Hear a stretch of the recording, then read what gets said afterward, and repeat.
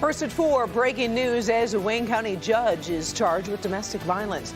We'll tell you what we know about the case so far. Also, growing concerns about passengers quarantined on this cruise ship because of the coronavirus. The number of cases there skyrockets, but there is some good news here in Michigan. Paula. The fun of the Troy School District's Teacher of the Year is the swag he wins and then watching his students take him to school to make a huge choice. What do you guys think? I'm Paula Topman. It is a story that'll make you smile from ear to ear. Hardly any sunshine today, but temperatures did get above freezing. We're going to need a whole lot of help later in the week for our coldest numbers of the winter. All that right now, first at 4. Local 4 News starts now with a breaking news alert. And we begin first at 4 with breaking news. A Wayne County District judge has been charged, accused of assaulting his domestic partner. Judge David Parrott of 34th District Court in Romulus is facing assault and battery charges. The alleged attack happened Saturday night at the judge's home over in Van Buren Township. Investigators say a 55-year-old woman told officers the judge assaulted her, causing a bump on her head, a cut on her hand, and pain in her tailbone. During his arraignment today, Judge Parrott pleaded not guilty to those charges. His bond is set at $2,500. We'll have more from court tonight at 5.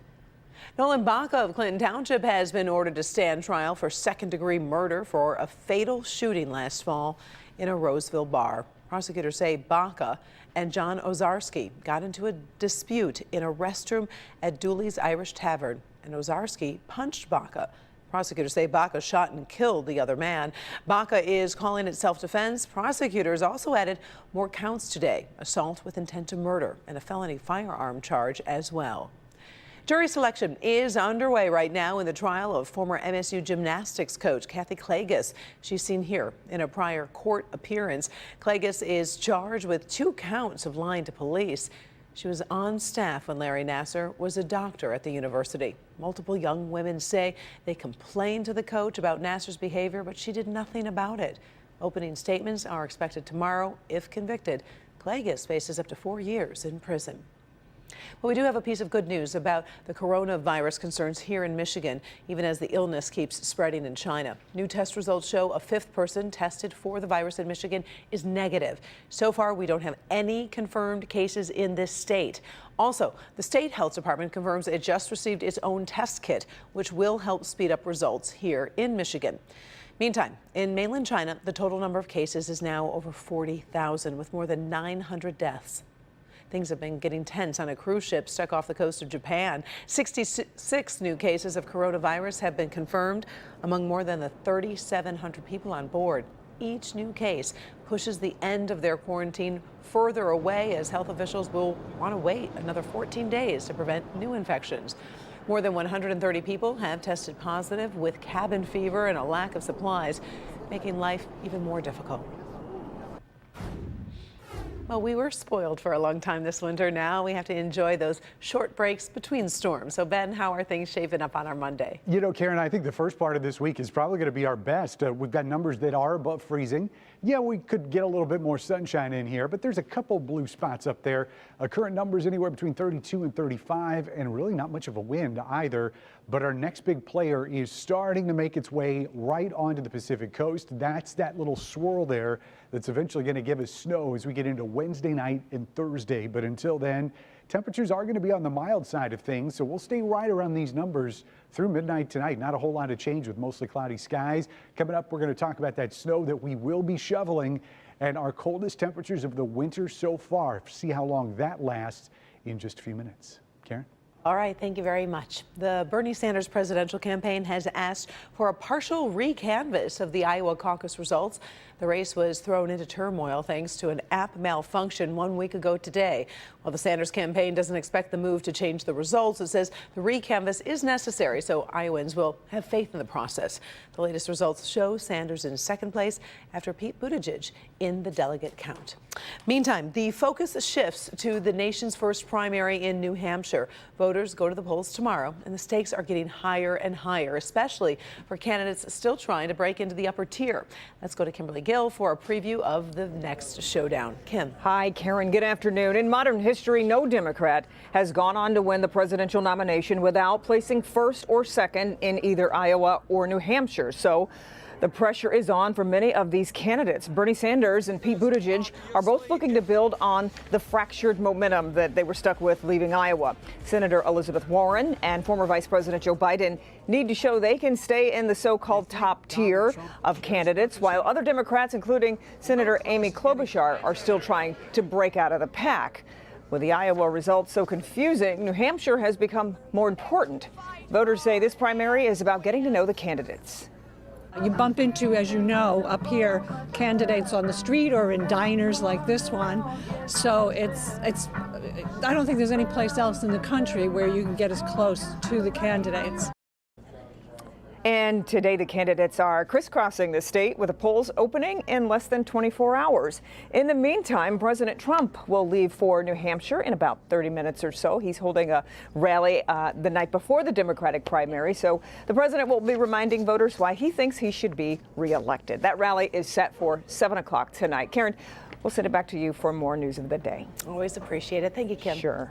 Well, here at home, we love honoring local teachers, and we love a good surprise. So today, the Troy School District revealed its Teacher of the Year, and our Paula Tupman was there for the big reveal. And what went along for the ride as the teacher went to pick out a pretty amazing surprise.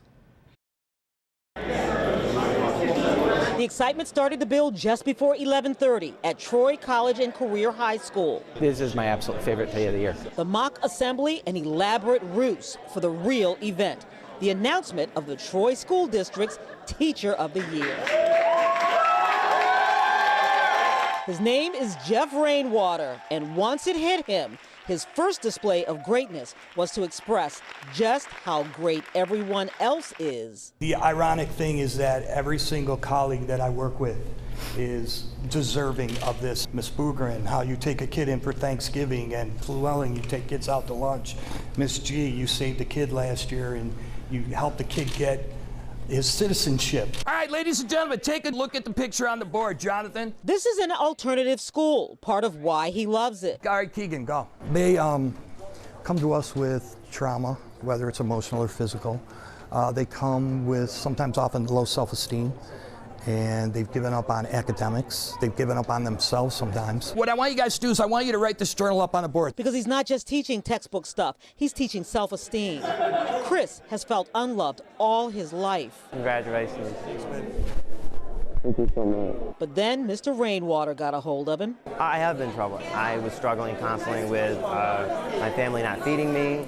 I was stuck in a home, and I was not allowed to go anywhere. I was stuck out of school for 5 years, and when I came back to this school, Mr. Rainwater was one of the teachers that welcomed me. He makes me feel successful by making me think, making me pay attention to what I'm doing, and he really makes me focus. But today, Mr. Rainwater was taken to school when his students found out that part of the swag is he gets to choose a free 2-year lease from a long list of vehicles from Suburban Collection. He got some heavy tutoring. What do you guys think? Get in charge. Get in charge.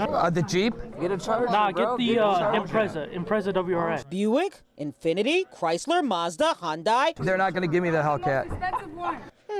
A hall pass to go car shopping for the rest of the day told the final tale. Ooh, oh, ho, ho, ho, ho. Ho, ho, ho, ho. That's nice. It's manly. It's a manly pickup truck. This is, when we do this, we are men now. So, yep, he chose the Ram. Listen, the other great thing about this is that by being Teacher of the Year in Troy, his name is put in the pool for a potential nod as Oakland County Teacher of the Year. But you know what, in talking to this teacher, I think he already feels like he's a winner because he makes his students feel like winners, and also that new Ram he's going to be driving in tomorrow. Favorite line of the day, they're not going to give me the Hellcat. Well, it was a really sweet ride. I have to give him credit for his choice. I have to ask you, Paula, you've done these stories many, many years. I mean, obviously, he's being credited for giving the kids self-esteem. From your perspective, what else do you think makes him so special? I know you spent some time talking to him today. You know, it's absolutely the way the students feel about him. We didn't even have time to talk about the letters that they've written to him, personal letters they've written to him about how he has helped them. I mean, this is somebody who has reached in deep to these students. He's touched them deeply, and it simply showed. Oh, thank you so much for sharing this story, and obviously a big congratulations to Mr. Rainwater today. Still They're ahead. not going to give him the Hellcat. They're not. All right, still ahead here first at 4. We are going to talk about tipping etiquette. Who do you tip and who should you perhaps maybe skip? That's a little later in trending stories. Up first, what a mess. But this foam-covered beach and coastal flooding comes with a silver lining for a devastated nation. And what the nation's attorney general is saying about taking information from Ukraine, from President Trump's personal lawyer. And we'll have that plus more stories right after the break.